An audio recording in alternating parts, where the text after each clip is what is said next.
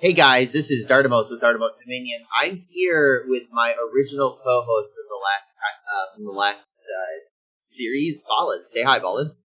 I'm back for some more.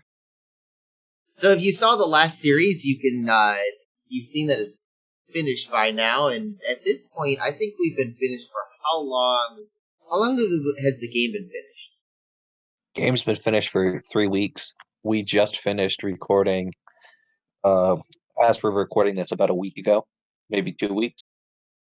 And so if you want kind of a timeline on that, it's just turning into it's really late September right now, almost October. And we decided to get another game going. The interviews are completely recorded, but I wanted to do one episode with you, Ballin, because I watched our first episode yesterday for Monkey, and I think we need to redeem ourselves What do you mean redeem ourselves? I was perfect in that. here. Well, I mean, we're a team, and my sound was absolutely terrible. I mean, it probably still is, but I want to get another So I'll shot at it. take a perfect 50, and you can award yourself whatever you want, and we'll go out of 100. What we did is like I got you got 100, I got a 0, and that means we average it. Aren't you glad to be on my team? I mean, we'll see. So we were just before we started recording, we were talking about rules because some of the servers that we were looking at have like really complex rules, whereas ours are. I mean, what do you think? I mean, what do you think of my rules? Are they complex or are they Aren't yours just trades are binding and don't be a dick? a little bit more than that? I'm going to show them on my screen real quick. So, because a lot of players they don't understand what trades are binding are. What is trades are binding? So trades are binding means trades that involve gold for gold, gems, and items, and only gold, gems, and items are binding and will be enforced by the admin if they're not followed through.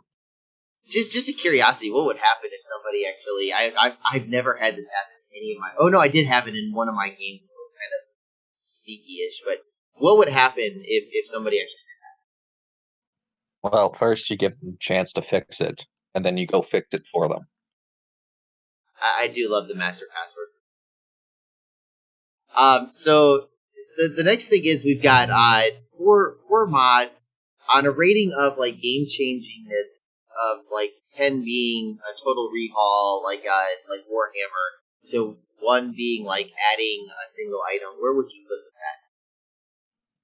Well, we could go down the list. Worthy Heroes is used in a lot of Dominions games because there are certain nations who don't have heroes, or other nations whose heroes are not worth taking luck scales for.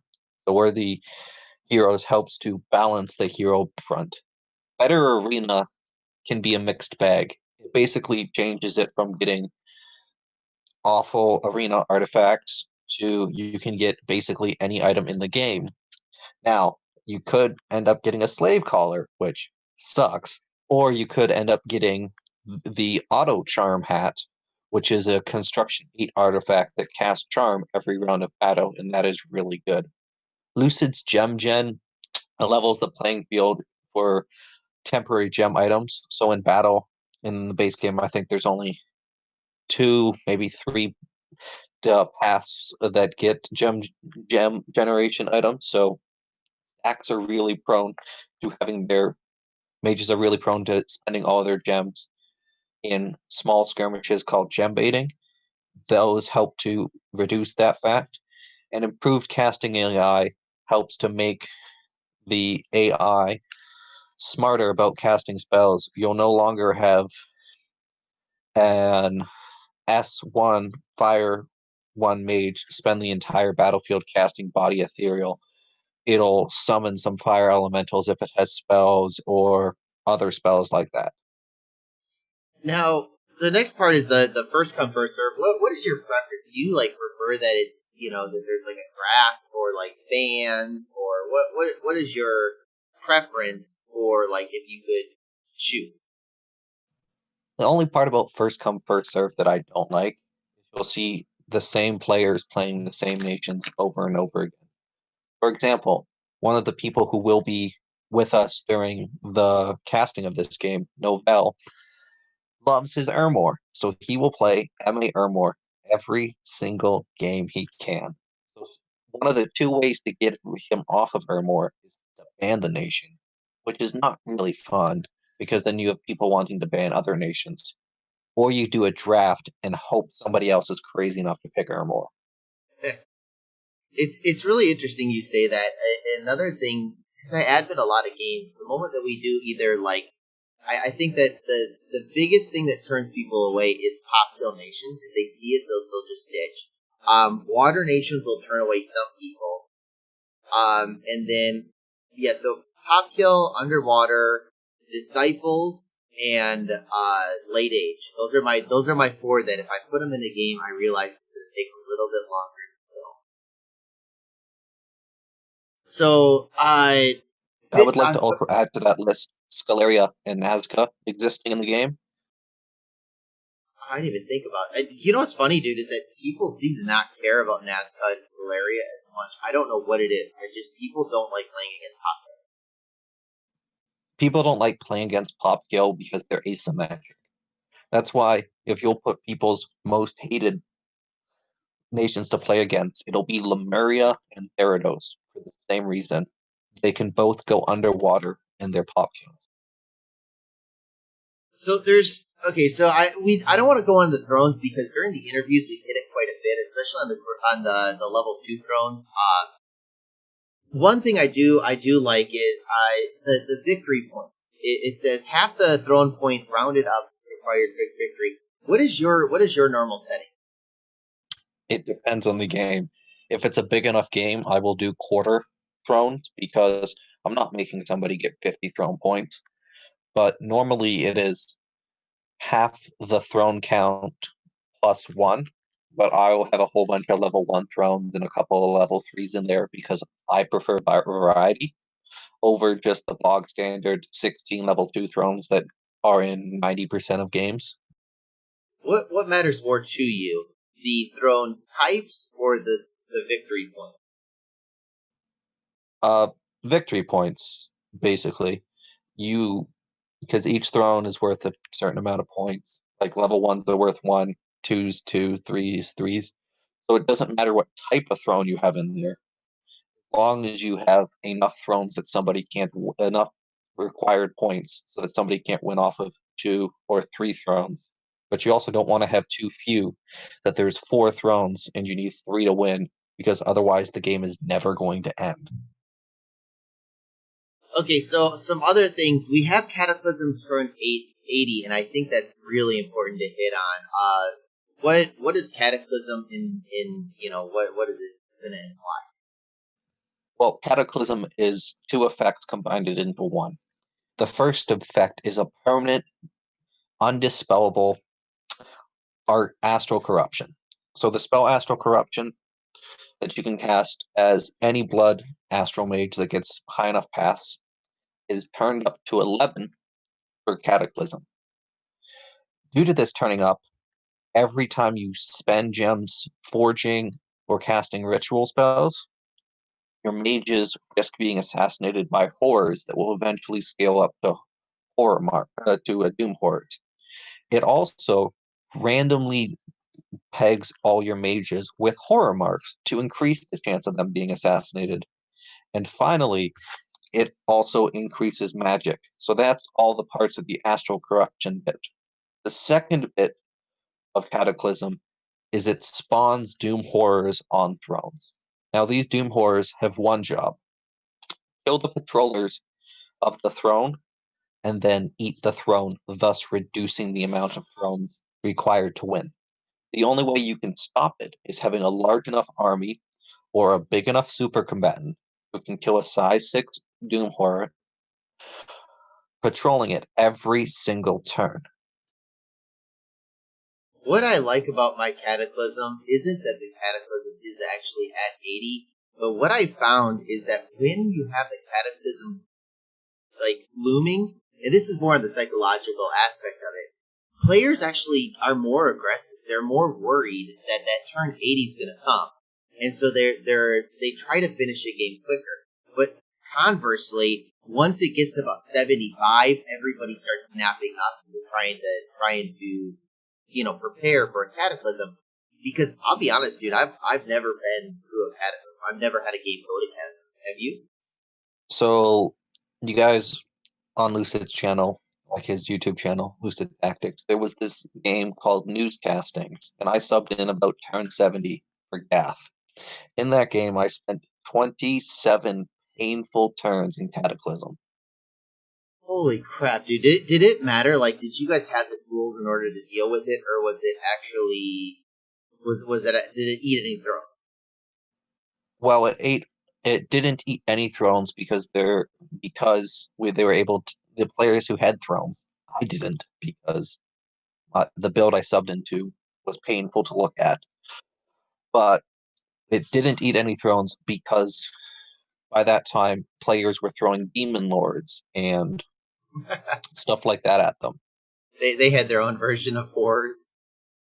I would be surprised if everybody in the game but me didn't have max tag. Okay, so I'm not going to go into the rest because I don't think it's going to matter too much. Other than we do, my games have unlimited extensions because if there's ever a problem where somebody's abusing it, I'm going to go into private and like deal with it. But I don't think we're going to have too much problem with that in our game. Why do you think that we're going to have an easier round at this time in this specific game? We want to talk about the players a little bit. Well, all of the players in this game I've played with before, and they're all really good players, with the exception of, well, Grippa's not bad. He's not When he's you not sack realize level. you realize that he's going to be the first player to be able to listen to this episode, right? Yes. Uh, so since I expect a couple of quick turns. Sack sometimes drags his feet because he gets busy, so we'll get like maybe an extension after turn 20, like every 3, 4 turns for him. But other than that, I expect this to go as fast as possible. I'm really excited because we do have a lot of very experienced players. I think I've played with I've played with the vast majority of them, and I've actually invited. I think I invited Nosy, Kirby, Joe Brandon, Chuman, Zach, and then some of those guys are guys that we had two from the Lucid server Patreon, where Verizon and Griffa were our two Patreons, and then Gasloff did such a great job. And then if you haven't seen the other series, one of these players is the winner from the other series. And, so we've got like pretty much an all-star group of players. I told you the interviews are done. Verizon was really impressive. I was expecting a guy who barely knew his stuff and that was going to be not up to par. And the dude, I mean, he was impressive. Have you played with him or anything? I've played with Maz before. He's better than you would originally think. Now, I would say he's on the weaker half of these players, but that is just because he's going up against Joe on his best nation, Sack, Nosy, and Tu- uh, Tumin. Chuman, On CH. I believe that's how you pronounce it. I'm just awful at it. I have my own personal nickname for him, but I can't say that here because he's a wonderful player to play with. I always call him Texas because it's got the TX, and he's got a flag that looks Texas enough. But You could just call him two, like, and that's what most people do. Now I want to go over Griffa real quick because he's what we've been playing with Griffa for how long has he been around? I taught Grippa a lot of the game. He started really playing at Lucid's newscasting game. And like we give him hell, but like I played a game with him where both of us were playing at the same time, and there were a lot of things that he was doing that were just downright terrible. But then the moment that I taught him, like the dude was on the ball, and I honestly think that he's getting better and better every single time. and he spanked Lucid the other day, didn't he? So that was a while ago that he played Lucid. Oh, yes, yes. I, and Zan are currently losing badly to Lucid's team, but he destroyed Lucid in one clean battle that we're never going to get again. But it was amazing. And like that's what I like is that you can have a player that is just starting off, and they have that really good battle where they're finally starting to learn things, and it works perfectly. I'm interested in seeing because I've seen the first couple turns and like he's doing comparable. I'm not seeing anybody that's falling behind, and I mean I'm really hoping that this might be the game where we get like a breakout play from her. Well, he's won 1.5 games already. So, other than that, is there anything else that you can think that we should add to this intro, whatsoever? No, other than I think the game's going to be over by turn 62 at the latest. I think it's going to go fast and hard. I'm really excited. The map is. I don't want to go too far into the map because I want to do that for the first episode. But it's a little bit tighter than what I had assumed that it was going to be, and so The lake I'm is hoping. smaller than it looks. I mean, I took the whole lake, and in the game that I played with you on this map, and the income was nice, but it wasn't game breaking. Yeah, and we stuck an underwater nation in there this time. So yeah, I think that's gonna be huge. I think that was one of the mistakes of the first game was not getting an underwater nation because Telework kind of needs it, or at least needs people who are willing to fight over it.